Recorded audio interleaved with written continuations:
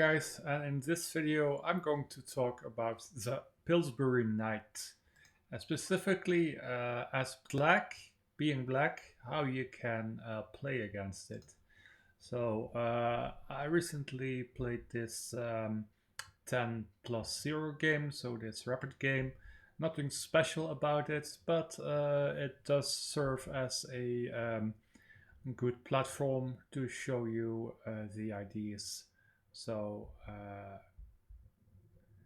here it was possible to bring the bishop outside of the pawn chain, but I decided to just go for e6. And now knight to e5, and we have the Pillsbury Knight. What is Pillsbury Knight? Well, the knight being on, it's usually in d4 openings, and with a pawn on d4 supporting the knight on e5, and the knight is covering a lot of squares in black's camp, and white is hoping to make use of it and to get an attack going. However, the knight by itself isn't dangerous. It will only be dangerous if white can bring his other pieces in. Usually that's the bishop here on h7. Sometimes this bishop is already out of the pawn chain, or sometimes white develops it to b2. And well, none of that is happening yet. So just bishop e7. I suppose here c5 is already good, but let's just follow along. So bishop d3, and here c5. So the first point I want to make is that often white goes f4, right? With these two pawns defending the knight on e5, sorry. With these two pawns defending the knight on e5. And if you, for example, take the knight, then white will usually recapture f takes. And after white castles, this rook here will come on this open file then, which can be annoying in combination with all of the other pieces. So c5, bishop b5. I wasn't really afraid of bishop b5, since we can just play knight, bishop d7 or knight e7. Knight e7 I like more, since we can always kick out the bishop or castle and continue with our life as usual. So knight d7. Castles, and here yeah, I guess a6 is also good. Here just castles, and like I said, white creates this pawn chain here, and here it's very nice that you already played c5, since you can now take, and this will disconnect these two pawns here, right? So this will go to here, and the whole construction by white will be a little weaker. For example, you might be able in some way to attack this d4 pawn, let's say queen to b6, although in this case there is still c3, but just by capturing here, the e3 pawn will have to capture d4, and there will be some weaknesses here. So that is already good. So here a6, bishop takes e7. I took knight takes e7, which is a good move, but apparently bishop takes e7 was even better. What's the point that we don't really mind to give up this bishop, since it's kind of restricted behind our pawns anyway for the moment. So yeah, so knight d7, knight d2. So here, like I said, I took.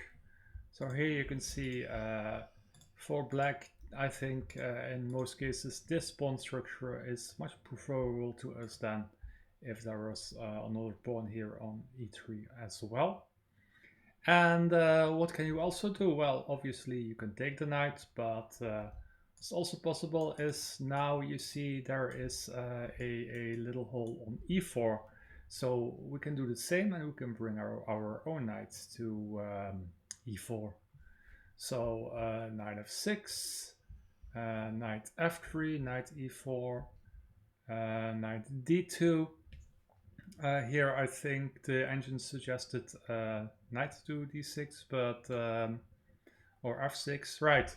That's another other point I wanted to make, and it's good that I put on the engine. I wanted to make this point anyway, that once you move this knight, you can actually kick away the piece.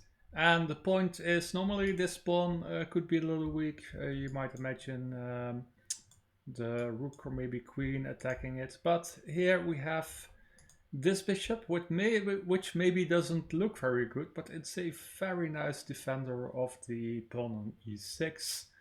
So let's say here and here.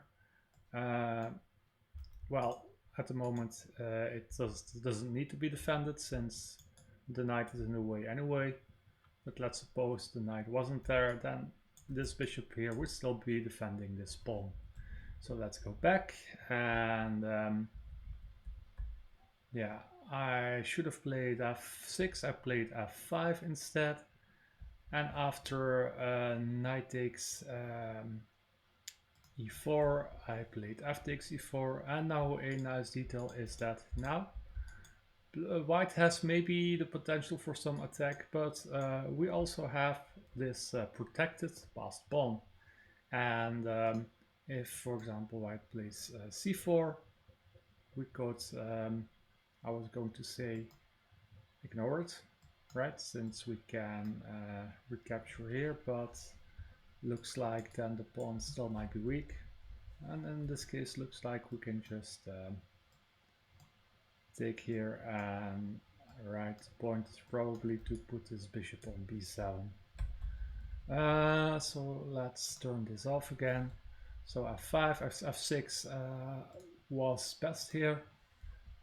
Instead f5, and after knight takes, f takes, c3. And now I played bishop d6, trying to eliminate this knight. You see at the time, yeah, the white knight doesn't have many squares. It can escape to g4, but then where will it go? Right, so it's not really well placed here. Maybe this could be an idea, but then what are you going to do with the bishop? And after queen g4, which I think is a bit hopeful, but now you can see that, should we worry about the pawn? No, because we have our bishop here protecting it, so no problem. We just take out the knight. We go rook takes f1, misplacing this king. And now both our queen sides are a bit underdeveloped, so we're going to solve that. Here I'm not sure if queen e7 was the best move. Looks like bishop d7, with the point probably that you can bring the queen to d7 this way. It's not that important. Instead I went to f7, and yes, white can win a tempo, but everything here around the king side is covered adequately in the current position. So here I set a little trap. You see the bishop is pinned to the queen now. White got a bit over ambitious, played h6, but now we can just win the bishop. H5 doesn't help since our pawn now protects the queen. White goes back, and now this bishop, which has done a great defensive job for the entire game, now it finishes off white by going bishop b5 with a skewer.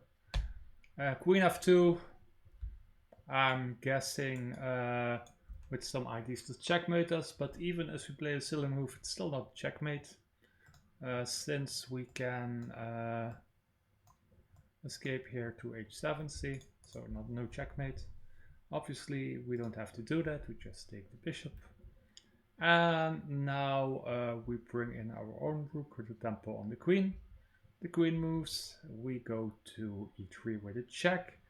we chase the king to an undesirable location, and now we have the typical rook lift, rook to f4 with an unstoppable mate, and after queen a4 the rook gives mate on h4. So with this game I wanted to show you a few ideas of how to, when white plays the knight to e5, how you can respond to that. Here in this game it wasn't very dangerous. Obviously if white gets the pieces out much faster, the knight can in fact be a useful instrument for conducting the attack. Well, every game is different, but I do hope with this game I have given you some ideas if white puts his knight on e5 in d4 openings, giving you a few ideas how you can counter it. So you undermine the pawn chain, you can put your own, knight on e4. You can obviously capture the knight, but you always have to evaluate the consequences of the capture after d takes e5 or usually f takes e5 when this file gets opened for the rook. And finally, here you have an option, both f5 or f6. So f5 closing the entire position, or f6 kicking the knight. Yeah.